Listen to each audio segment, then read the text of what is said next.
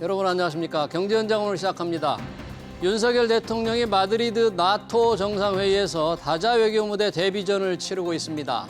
나토 정상회의는 집단안보 체제지만 윤 대통령은 방산과 원전을 중심으로 한 경제 세일즈에도 주력하고 있죠. 나토 정상회의 어떤 얘기들이 오갔고 또 어떤 성과가 있을지 집중 진단해 살펴보겠습니다. 유튜브 실시간 댓글 의견 주시면 토론에 반영합니다. 경제현장 오늘입니다.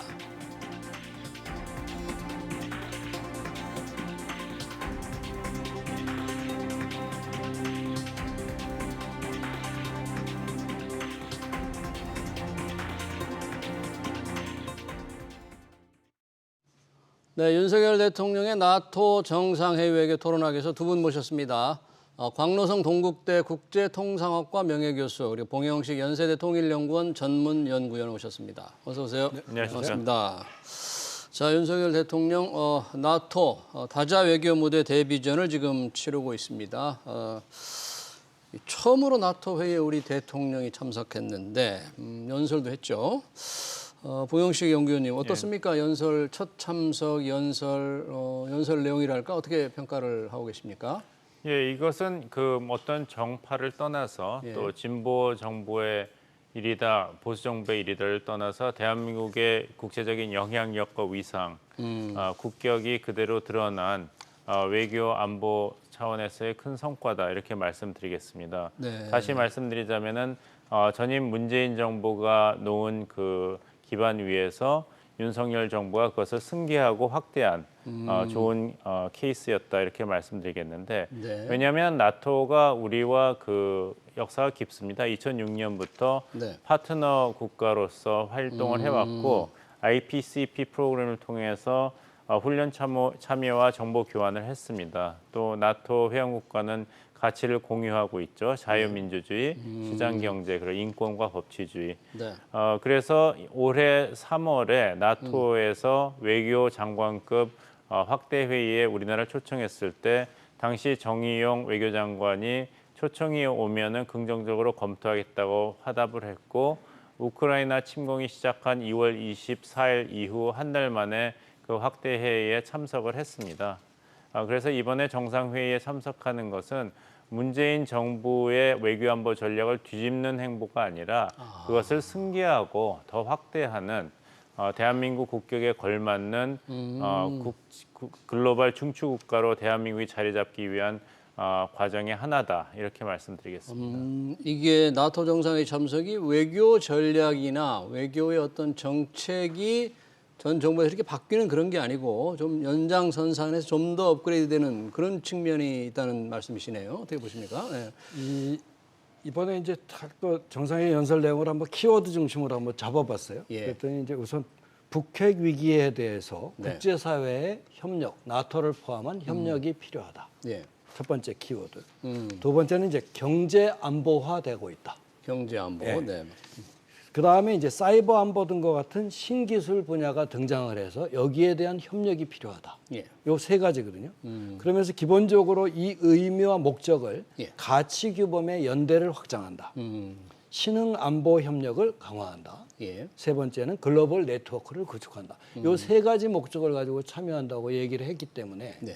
요 사태에 대해서 네. 어떻게 보면 뭐 이게 뒤집는다 여부를 떠나서 네. 이게 외연 확장은 분명히 이루어진 것이 아니냐. 네. 우리가 이제 유럽의 안보 동맹들하고 예. 참여했다는 게 하는 그런 생각이 듭니다. 네.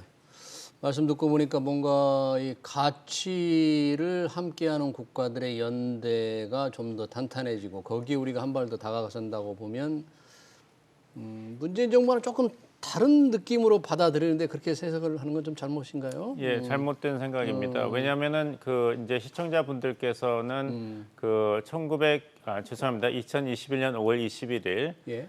문재인 대통령의 마지막 한미 정상회담이었죠. 워싱턴 회담에서 나온 예. 그 문재인 대통령과 조 바이든 대통령의 공동 선언문 내용을 읽어보시면은 예. 정확히 파악하실 수가 있을 것입니다. 어. 지금 윤석열 대통령이 나토 정상회의에 참석을 해서 예. 우려의 목소리가 나오고 있는 건 사실입니다. 네. 특히 북한에서 총알바지라고 비판을 했고 그러니까요. 중국에서도 대가를 치를 것이라 예. 한중 관계가 약화될 것이라고 경고를 했죠. 네. 하지만 그 이 내용은 네. 문재인 대통령이 2021년 미국의 정상과 합의한 내용입니다. 그 공동 성명을 보면 한국은 미국의 입장을 지지했습니다. 대만 해협에서의 안정과 평화가 중요하다. 남중국 해에서의 자유로운 항해와 법치주의가 중요하다. 홍콩의 인권도 간접적으로 언급을 했고 또 한국과 미국이 힘을 합쳐서 우주항공 개발에 힘쓰고 원전 개발과 수출에도 협력하겠다고 했습니다. 예. 그 내용을 지난번 바이든 대통령과 윤석열 대통령이 정상회담 후 공동선언에서 다시 한번 확인을 했고 이번에 나토 정상회의에서도 비슷한 내용이 있기 때문에 이것 때문에 중국이 한국에게 보복을 한다. 아니면 한국이 너무 미국 편에서 중국을 몰아붙였다고 이야기하는 것은 문재인 정부 말기에 있었던 한국과 미국 간의 합의 내용을 잘 보지 않으면은 오해를 할 수가 있습니다. 문재인 정부 마지막에 미국과의 합의 내용 뭔가 지금과 크게 다르지 않다는 그런 네, 그렇습니다. 인식인데 일반적으로 한미 관계라는 것이 문재인 정부 시절에는 그렇게 끈끈한 이 연결고리가 좀 많이 얇아졌다. 이제 그런 비판을 좀 받아왔지 않습니까? 그게 이제 보수 측에서의 비판일 수도 있고 좀 편향된 주장일 수도 있지만 그게 이제 윤석열 정부에서는 바로 잡아졌고 그래서 지금 이런 나토 정상회의에 참석도 이루어진 게 아닌가라는 일반적인 이제 시청자들의 생각도 있을 수 있는데 여튼 조금 함께 연속선상에서 봐야 된다는 얘기네요. 여튼 뭐 이번에 정상회의 참석을 통해서 대북 메시지를 분명히 보냈잖아요. 그에 앞서서 왜 한국, 일본, 미국 3국 정상회담이 참 오랜만에 만났지 않습니까? 그렇습니다. 이건 어떻게 보십니까? 그 내용이라 이런 거. 이번이 4년 9개월 만이라고 해요. 예. 한미 3국 정상회담이. 그런데 이제 주요 그것이 뭐냐면 예. 예상했다시피 북한 핵 위협에 대한 공동 대응이다. 예. 그러니까 소위 말해서 삼각 협력이다. 뭐 이렇게 얘기를 해서 예. 가장 이 대응이 필요하고 여기에 모두 공감한다라는 게 일치된 얘기고요. 우리 이제 윤 대통령이 가서 한 것이 예. 또 하나 이제 옛날에 왜 그 중심축 피벗 투 에이시아 뭐 하듯이 예. 세계 평화의 한미일이 중심축이다. 중심축이다. 네. 그런 표현을 썼어요. 그래서 이제는 적극적으로 한국이 역할을 해야 되는 그런 얘기를 한 것 같고요. 예. 세계 평화를 위하여. 이와 함께 이제 북한이 이딴 도발이 있을 때 예. 러시아의 우크라이나 침공이 2월 24일이죠 아마. 예. 그때 이제 국제 정세 불안정에 대한 대응도 삼국이 공동 논의하자 예. 하는 내용도 있었다고 얘기를 해요. 예. 바로 그런 측면에서 보면 이 한미일 정상회담은 물론 나토에 가서 한 거지만 북핵에 포커스를 맞춰서 특히 한반도 평화와 안정에 포커스를 맞춘 논의가 이루어졌다는 생각이 듭니다. 예. 뭐 북한의 위협에 대해 미사일 위협에 대해서 이제 대응 공조를 강화했는데 그 공조 강화가 이 삼국의 어떤 기본적인 입장이긴 하지만 혹시 이번에 조금 더 진전된 뭐 내용들이라든지 새로운 그런 게 좀 있습니까? 뭐 그 한미일 간의 이제 안보 협력을 강화한다는 것은 미국의 인태 전략의 핵심 부분이었고 예. 하지만 한국과 일본과의 관계 개선이 이루어지지 않았기 때문에 속도를 내지 못하고 있었습니다. 그런데 이번에 그 제 한미일 3자 정상회담 모두 발언에서 기시다 총리의 발언을 보면 예. 좀 그 흥미로운 면이 있습니다. 이제까지 스가 총리라든지 아베 총리의 발언을 보면은 한국에 대해서 일본의 입장은 일관되다에서 그쳤습니다. 예. 즉 일본의 입장은 고정되고 일관돼 있으니까 한국이 구체적인 안을 가져와야만 고위급 대화 협상을 시작할 수 있다 했는데 예. 예. 사실 문재인 정부에서는 큰 틀에서 만나서 이야기하면 모든 것이 잘 풀릴 거라는 입장을 고수했습니다. 그래서 아베 내각과 스가 내각은 우린 그런 방식에 동의하지 않는다 그래서 사실 어떤 형태의 정상회담에도 관심을 보이지 않고 거부를 했죠. 예. 그렇지만 이번에는 기시다 총리가 일본은 일관된 입장을 견지하면서 생산적인 대화를 하고 싶다고 이야기했습니다. 즉 아직은 여러 가지 국내 정치 사정에 따라서 특히 예. 7월에 참의원 선거가 걸려 있으니까요. 네. 속도를 내는 한미 간의 협상은 기대하기 힘들겠으나 한국 측의 의향을 잘 받아들였고 예. 그래서 일본의 입장을 일관되게 고수하지만 여지가 있다. 생산적인 협상과 대화를 하겠다는 의사를 이번에 이야기했습니다. 또 특이한 것은 기시다 총리가 북한의 일본인 납치 문제에 대해서 한국 정부가 지지와 성원을 보내준 것에 감사한다는 이야기를 했는데 예. 이것은 굉장히 국내 정치에서 중요한 의미가 있습니다. 왜냐하면은 강경파인 이제 자민당의 호소다파가 계속 고집하고 있는 것은 이 북한의 일본인 납치 문제가 해결돼야 된다. 북핵 문제도 중요하지만 이 예. 문제도 중요하다. 그래서 육자 회담이 있었을 때 일본이 이 문제를 계속 고집했기 때문에 사실 일본이 고립화됐습니다. 네. 다른 5개국은 한반도 평화와 비핵화가 중요하지 왜 납치 문제를 계속 포함시켜서 비핵화에 초점을 흐리는가. 네. 일본이 너무 이기적이다는 비판을 했는데 이번에 한국이 일본의 입장을 지지하는 그런 발언을 했기 때문에 이것은 일본의 보수 강경파의 입장에서도 한국이 일본을 존중하는구나. 예. 이런 인상을 깊이 각인하였고 그것을 기시다 총리가 확인한 그런 발언으로 받아들이시면 되겠습니다. 그렇군요.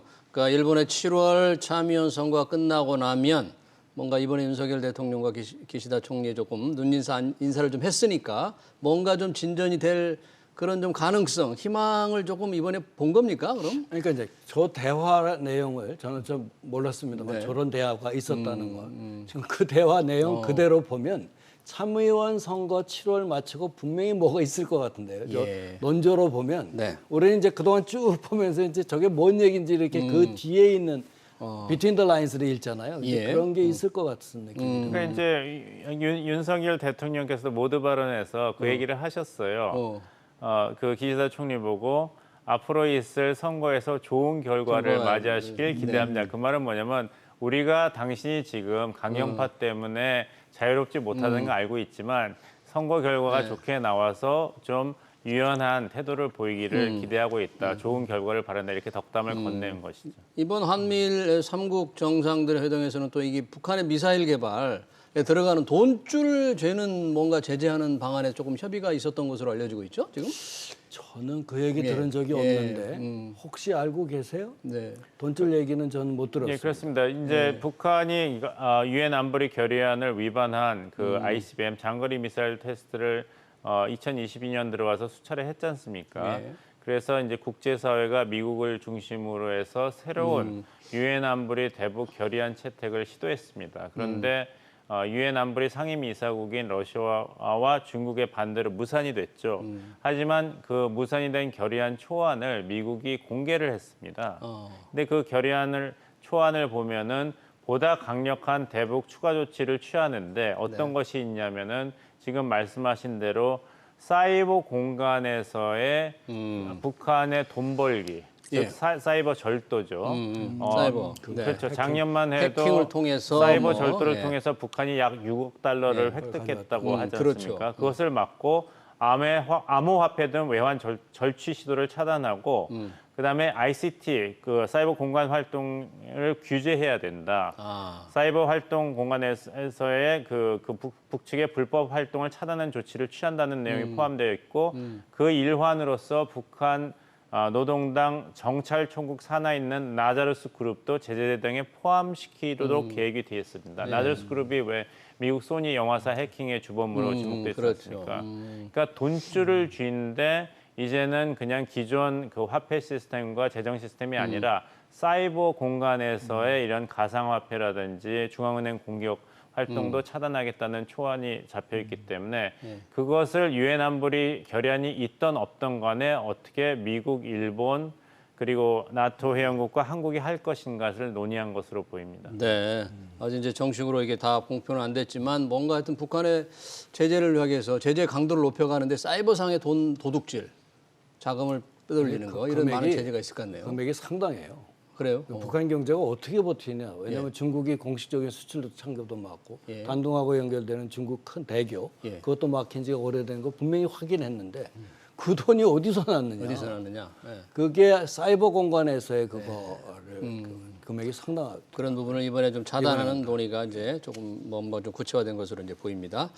자, 이번 윤석열 대통령의 나토 정상회의 참석이라는 게 이 나토가 유럽과 북미 대륙의 군사 동맹체잖아요. 이번 회의가 특별히 주목을 끄는 이유는 뭡니까 이번 나토는? 이게 이제 나토가 10년마다 신전략 개념을 소개를 하거든요. 이번에 전략 이제, 개념이요? 예, 새로운 신전략 개념을 이제 소개를 하는 나토의 운영, 방침 뭐 이런 것들을 정하는 전략 개념이 10년 만에 하는데 예. 올해가 바로 이제 그거 해당되는 해인데 예. 이때 중국의 도전을 네. 명시화해서 들어간다고 해요. 아, 그러니까 이제 공동성명은 발표하지 않았지만 발표하기 전에 나토 사무총장에서 발표한 몇 가지 그게 있어요. 네. 주요 언론 보도 자료. 그거를 통해서 보니까 그게 들어간 것이 이번에 새로운 것이 아니냐 네. 생각이 들고 두 번째는 뭐냐면 그것도 이제 역시 공표 내용에 네. 있습니다만 지금 나토의 동부 전선이 이제 지금 러시아하고 경계 아닙니까? 네. 거기 병력이 지금 5천 명인가밖에 없다고 그래요. 근데 나토 그래요? 병력을 4만으로 늘리고 병력을 늘리고. 그 다음에 나토 전체 병력을 30만으로 운영을 하겠다라는 예. 계획이 들어가 있는 걸로 알고 있습니다. 그렇다면 30만의 군대면 특히 현대화전에서 30만 군대는 엄청난 거거든요, 사실. 네. 그런 내용이 들어간 게 새로운 내용이라고 네. 보겠습니다. 그러니까 중국의 위협을 새 명시화했고. 전략 개념 명시한다. 네, 처음으로. 어떤 그러면 나토라는 게 사실 러시아, 소련에 대항한 그 군사 동맹 체제인데 굉장히 그 성격이 조금 바뀌는 겁니까 이렇게? 그러니까 그 냉전 기간 동안은 이게 소련과 동부 유럽의 사회주의 정권에 대한 그 군사적인 동맹의 성격이었죠. 예. 그러니까 직접적이고 확실한 위협이 있었지 않습니까? 네. 그런데 역사를 거치면서 이제 나토가 다른 성격의 동맹으로 진화를 했습니다. 무엇이냐면은 기본적인 그 가치와 원칙을 지키는 네. 가치 동맹이 된 것이죠. 예. 그래서 이제 소련이 붕괴되고 러시아로 대치됐지만 예. 이런 유럽이 지향하는 근본 가치와 원리를 보호하기 위한 이 동맹체로서 남게 되었고 네. 오히려 계속 확대해 왔습니다. 이제 회원국이 30개국, 북마케도니아가 마지막으로 나토에 가입을 했는데 그런 면으로 본다면 나토는 지역적인 다자 안보 공동체의 성격도 있지만 네. 가치 안보 공동체, 다자 안보를 지향하는 가치 안보 공동체의 성격이 점점 더 강하게 나오기 때문에 비록 나토 유럽이 한반도에선 물질적으로 본다면 상당한 거리가 그렇죠. 있습니다만 네, 지구 반대편이네요. 가치를 공유한다는 차원에서 본다면 나토와 한반도는 멀지 않은 것입니다. 그렇군요. 그리고 나토에 우리가 참여하는 활동을 보면은 예. 그리고 나토가 지향하는 주요 안보 아젠다를 보면은 한국과 나토는 굉장히 가까울 수밖에 없습니다. 나토의 아젠다가 뭐냐면은 예. 이제 사이버 안보, 그다음에 예. 대테러전, 비확산, 예. 그리고 화생방입니다. 그러면은 북한의 사이버 테러, 그다음에 핵 미사일 위협, 그다음에 부상하는 중국의 군사력, 러시아의 위협에 놓여 있는 한국 입장에서 본다면 나토가 지향하는 안보 아젠다와 한국이 지향하는 한반도 평화와 안전 아젠다는 대단히 흡사합니다. 네. 그럼 중국의 위협을 이렇게 명시하게 되면 뭐 중국에서 바로 어떤 반발 내지는 반응이 좀 있었죠. 있었습니까? 있었어요. 네. 중국이 그때 이제 그 자오리젠 네. 외교부 대변인이죠. 예. 통해서 뭐라고 얘기했냐면 중국의 발전은 전 세계의 기회지 도전이 아니다. 위협이 아니다. 그다음에 나토의 새 전략 개념에 중국을 포함시키는 것은 네. 그건 제가 이제 집어넣은 겁니다만 이것은 낡은 수를 새 부대에 담는 것이다. 따라서 예.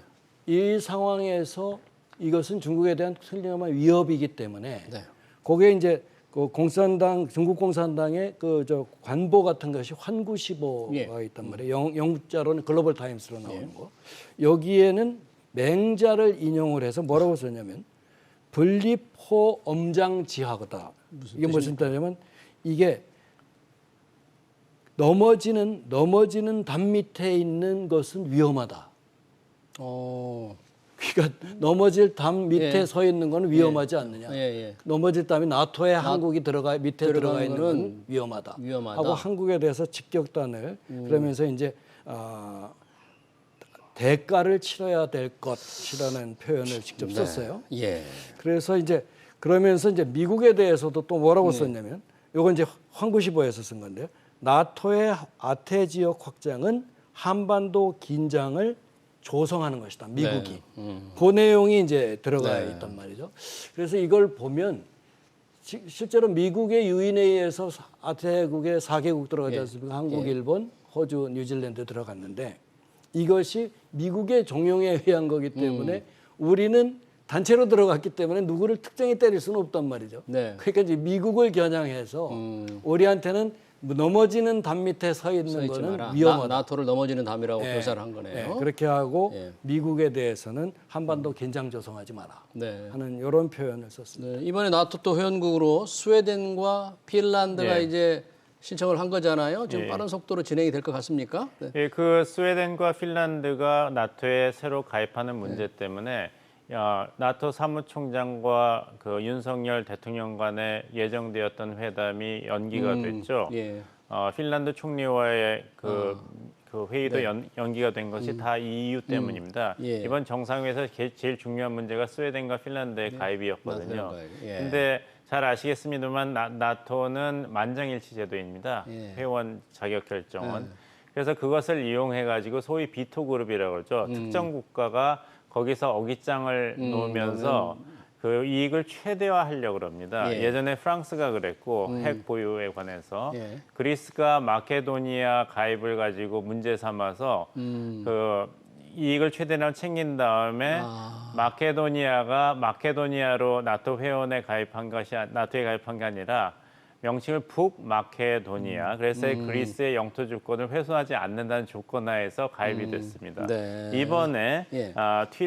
터키의 새로운 이름이죠. 예, 튀르키예. 터키가 스웨덴과 핀란드가 나토에 가입하면은 오히려 유럽의 안보가 더 불안해진다고 계속 고집을 피웠습니다.